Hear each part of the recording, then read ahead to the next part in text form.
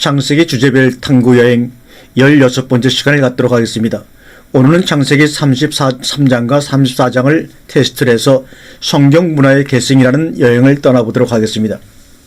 내가 매일 기쁘게 순례의 행함은 주의 팔이 나를 안보하며, 이렇게 시작하는 은혜로운 찬송가가 있습니다. 성경은 마지막 때 환난을 대개 야곱의 환난이라 이렇게 부릅니다. 야곱의 환난이란 이 말의 뜻은 두 가지 의미를 가지고 있습니다. 첫째는 하나님의 백성들에게 닥치는 환난이라는 그런 의미가 있고, 또 하나는 그 환난이 한 번에 끝나는 것이 아니라 거듭되는 것이라는 것을 의미하는 겁니다. 왜 하필이면 성경 인물 가운데 야곱의 환난이라고 했을까? 그것은 야곱에게 밀어닥치는 그런 일들이 한 가지 사건이 끝나면 그 다음 사건이 또 이어지고 계속되고 있는 것 때문입니다. 사실 야곱이 바로 앞에서 진술한 대로 참으로 험한 인생을 살아왔습니다. 지금까지 우리는 야곱의 어렸을 때, 또 야곱이 자수성가를 한 때, 다시 고향으로 돌아오는 때 그는 근심, 걱정, 두려움의 두려움거리를 신고 다녔고, 그것을 또한 거두어야 했습니다. 그에게는 항상 두려움이 도사리고 있었습니다. 그 두려움을 떨쳐버리지 못하고 가슴에 품고 살았습니다. 그 두려움의 결과가 어떠하든지, 그 두려움의 사실이 어떤 형태로 나타나든지 간에 그는 평생을 그 두려움을 안고 살았다는 이야기를 함께 나누었습니다. 오늘은 그 환난이 자식대로 내려가고 있다는 겁니다. 우선 우리가 본문에 들어가기 전에 야곱은 분명히 하나님이 사랑하시고 택하신 자식입니다. 그를 통해서 12지파를 퍼뜨리시고 국가와 민족을 이루실 계획을 가지고 계십니다. 그런 야곱에게 어떻게 그런 환난들이 겹치고 계속되느냐? 참으로 이해하기 어렵습니다. 순탄하고 평탄하게 이루어 주셔야 될 것이 아닌가, 이렇게 하나님을 향해서 반문하고 싶은 마음도 많이 있습니다. 야곱도 일종의 순례의 길을 거듭 하고 있는 순례자로서 찬송가에 나오는 대로 주의 팔이 안보해 주시고 안보해 주심으로 인해서 매일 기쁘게 순례의 길을 행해야 할 텐데 왜 이렇게 끊임없이 환난이 거듭되느냐, 이 말입니다. 우선 우리는 성경에서 그럴 수도 있다는 사실을 알아야 합니다. 그것을 우리는 인정을 해야 합니다. 하나님의 택한 백성이라고 해서 평탄대로만 있다라고 하는 생각을, 그것은 바로 우리 인간들의 생각이고 우리들의 생각이지 결코 그렇지 않다라는 것입니다. 모든 일이 잘 되고 평탄한 것만이 하나님의 사랑이고 하나님의 축복이라고 생각을 한다면, 그렇게 생각해서 잘못된 어떤 결과를 얻는다면 그건 우리의 책임입니다.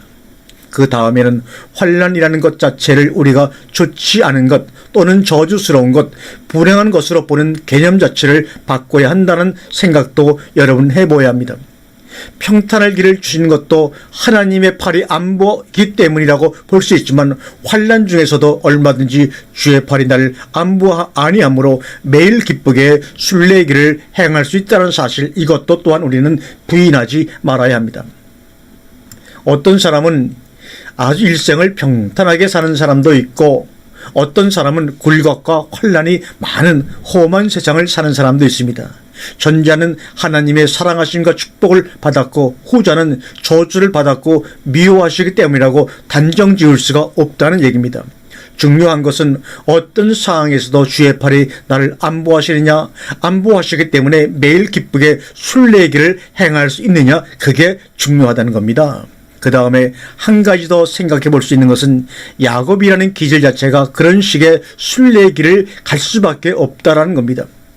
그렇게 하지 아니하면 야곱을 하나님의 뜻대로 이끌어낼 수가 없습니다. 우리가 지난 시간에도 기질과 후천적인 개념에 대해서 말씀을 드렸습니다만, 야곱이라는 사람 그렇게 하나님 좋아하는 기질이 아닙니다. 하나님 찾는 기질이 아니라는 겁니다. 내일 나오는 대목이기도 합니다만, 어쨌든 베델에서 소원한 대로 하나님이 약속하신 대로 무사히 아베 집으로 돌아왔습니다. 그래서 오늘은 사실 먼저 하나님 앞에 가서 기환 신고부터 했었어야 하는 것이 정상적이고 사람된 도리가 아닙니까? 사실은 돌아올 때 에스를 만나면 죽지 않을까 하는 두려움보다는 어서 베델에 가서 나를 이렇게 이끌어 주시고 번성하게 해주시고 창대케 하신 하나님 앞에 감사의 예배부터 했어야 했던 겁니다. 그 신고하겠다라는 생각을 가지고 가벼운 귀향길을 했어야 했다는 것입니다. 그런 믿음보다는, 그런 하나님께 향하는 마음보다는 형 에서를 두려워하는 마음이 더욱더 꽉 차 있었던 것이 바로 그 시점의 야곱의 모습이었습니다. 이것은 하나님이 야곱을 당신의 사랑하는 종으로 상대하는 하나의 방법론이라고 생각하면 됩니다. 그렇기 때문에 이런 반목론을 쓰신 하나님은 야곱을 누구보다도 더 사랑하신다라고 보아야 합니다.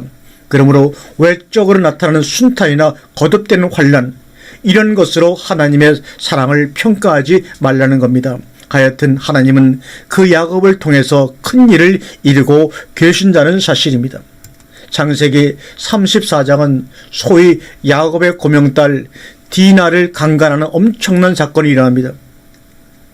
12아들 중에 딸이 하나입니다. 얼마나 귀한 딸입니까?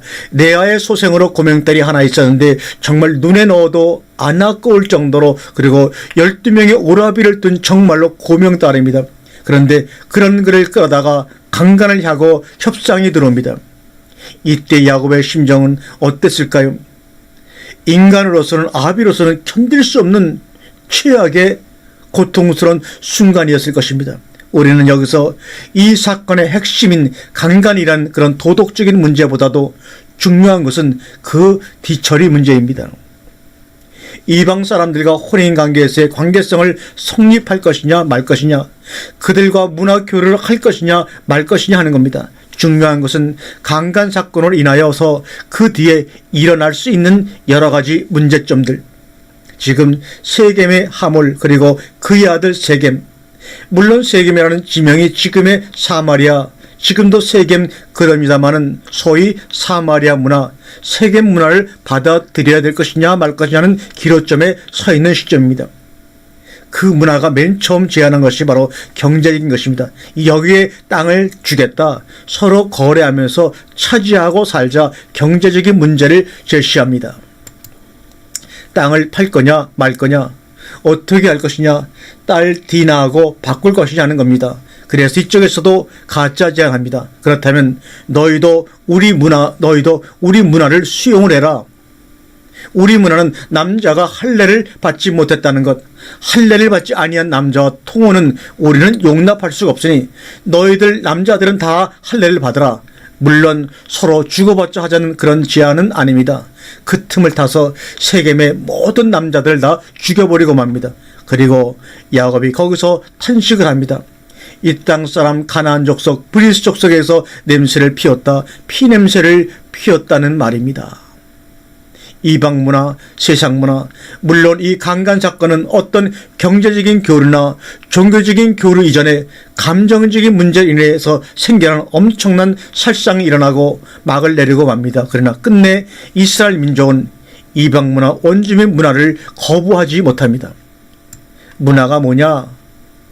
개념의 변화이고 생각의 변화입니다. 그 문화가 어떤 통로를 통해서 들어오느냐? 바로 결혼의 문화를 통해서 들어옵니다.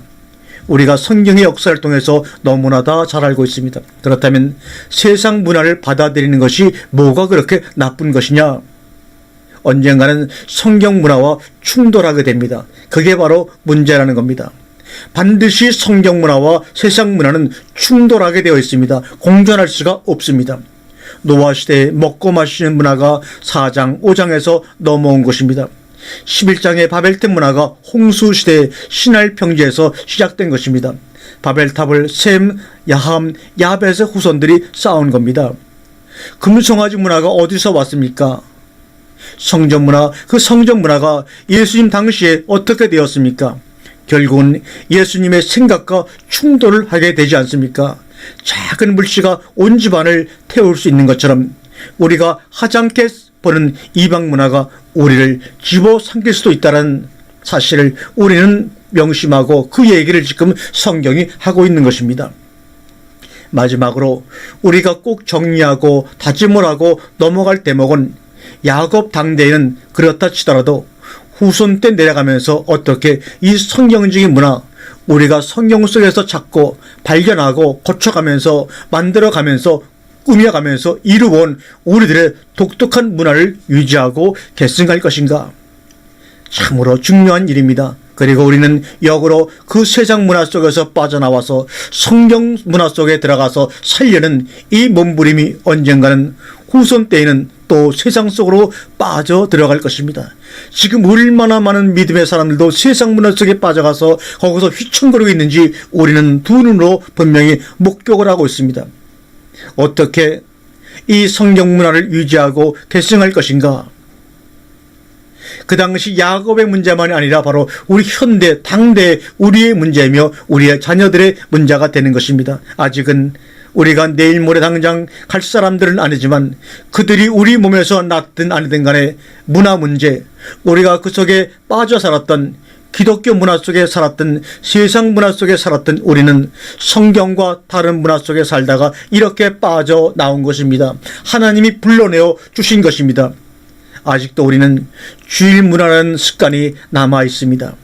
이런 것부터 하나하나 많이 고쳐왔지만 이것이 언제 다시 되살아나서 우리의 의식과 개념을 잠식할지 모르니까 이 경계태세를 놓치지 말고 계속해서 말씀 안에서 하나하나 개혁해 나가야 할 것입니다. 아멘.